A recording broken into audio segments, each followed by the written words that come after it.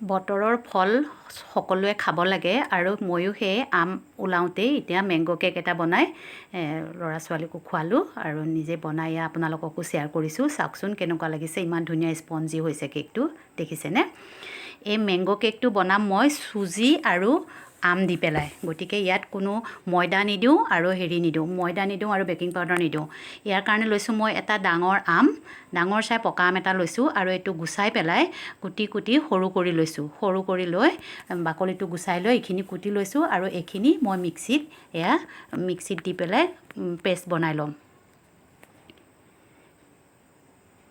এতিয়া মই গেছত এটা চচ দি পেলাই তাতে চচপেন এটা দিলোঁ আৰু তাতে মই মিক্সিত যিখিনি গুড়া কৰিছিলোঁ আমখিনি পেষ্টটো দি দিছোঁ তাতে অকণমান কম জুইত ভাজিব লাগিব। আৰু ইয়াতে মই 1 কাপ চেনি দি দিছোঁ। চেনি দি পেলাই মানে এইটো অলপ গলাই পেলাই পেষ্টটো বনাই ল'ব লাগিব, তেতিয়া কেকটো বহুত ধুনীয়া হয়। এনেকৈ চেনিখিনি দি পেলাই অলপ কম জুইত ভাজি থাকিব লাগিব। দেখিছেনে লাহে লাহে থিৰ হৈছে আৰু চেনিটো আমৰ লগত মিলি গৈছে।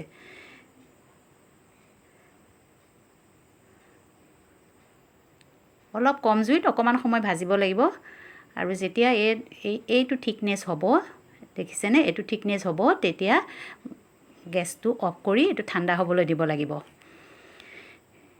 ঠাণ্ডা হ'বলৈ দিছোঁ আৰু ইফালে মই মিক্সিত এইটো গুড়াটো বনাই লৈছোঁ। প্ৰথমতে মিক্সিটো লৈছোঁ, তাতে মই 1 কাপ চেনি দিছোঁ। এবাটি মই বাতিটোৰ জোখতে দিছোঁ আৰু এইটো ডাঙৰ কাপৰ 1 কাপ হয়। এবাটি চেনি দিছোঁ আৰু ইয়াৰ লগত দিম 1 বাটি চুজি। দুইখিনি মিহলাই পেলাই মই মিক্সিত ফাইন গুড়া কৰি ল'ম। মিক্সিত মানে বহুত ভালকৈ গুড়াটো কৰি ল'ব লাগিব, কাৰণ চুজিটো অলপ গোটা গোটা হৈ থাকেতো, গুড়া হ'লে ভাল হয়। এয়া দেখিছেনে ধুনীয়া ফাইন গুড়া হৈছে। দেখিছে ইমান ধুনীয়া গুড়া হৈছে। এই গুড়াখিনি এতিয়া মই বাচন এটাত লৈ ল'ম।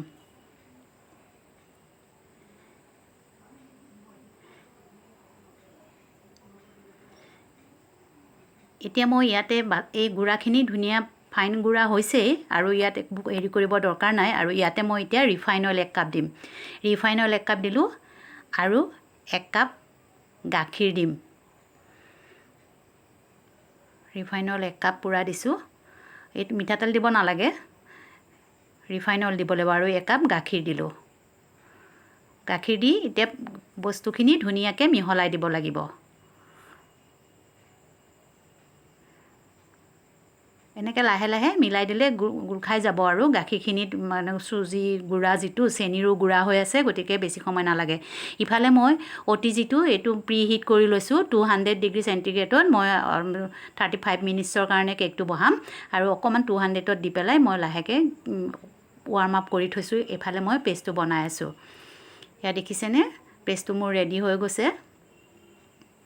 ইয়াতে মই এতিয়া কি কৰিম, আমখিনি যে মই বনাই থৈছিলোঁ, আমৰ যিটো পিউৰিটো বনাই থৈছিলোঁ, আৰু সেইখিনি গোটেইখিনি মই ইয়াতে ঢালি দিম।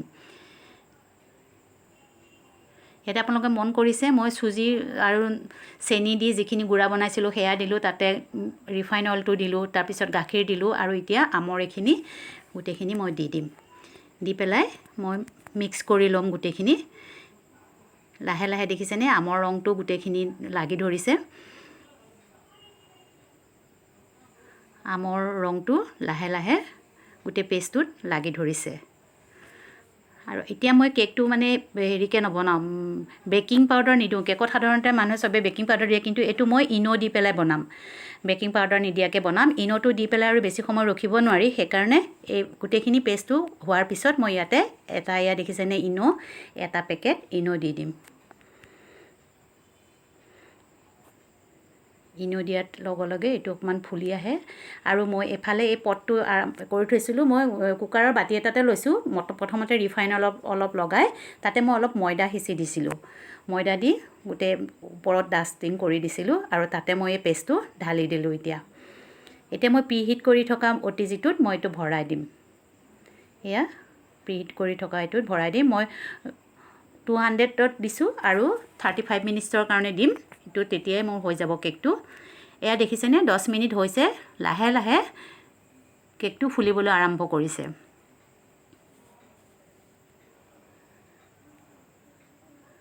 এতিয়া মই চাওঁ অলপ কেকটো হৈছেনে নাই।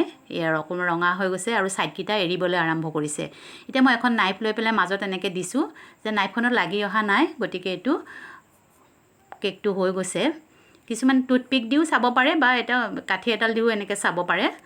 এইটো মোৰ কেকটো হৈ গৈছে। ছাইডকেইটা যেতিয়া এৰি দিব কেকটো গমেই পায় আৰু কেকটো হ'ব বুলি। ওপৰটো ৰঙা হৈ আহিছে। মই নমাই দিলোঁ এতিয়া। অকণমান ঠাণ্ডা হ'বলৈ দিলোঁ। ঠাণ্ডা হোৱাৰ পিছত এই লাহেকৈ মই এয়া ছাইডকেইটা চুৰিখন দি ছাইডটো মই লাহেকৈ এৰাই দিছোঁ। এয়া এৰিয়ে আছে। ময়দা ডাষ্টিং কৰি দিয়াৰ কাৰণে মানে বস্তুটো বেছি লাগি নধৰে আৰু অকণো নষ্টও নহয়, ধুনীয়াকৈ গোটেইখিনি হৈ যায়। চাওকচোন কেকটো।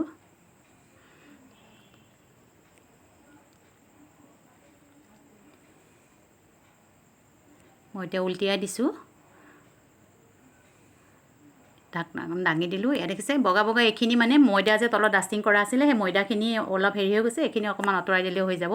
চাওকচোন কেকটো কিমান ধুনীয়া ফুলিছে। কেকটো ইমান ধুনীয়া ফুলিছে। এনেকৈ আপোনালোকেও বনাই খাই চাবচোন মেংগ' কেক।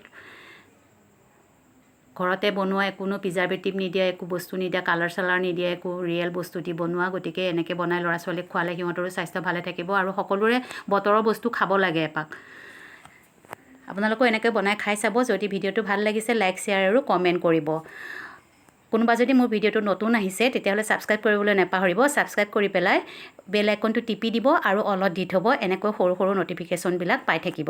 ভিডিঅ'টো শেষলৈকে চোৱাৰ বাবে ধন্যবাদ।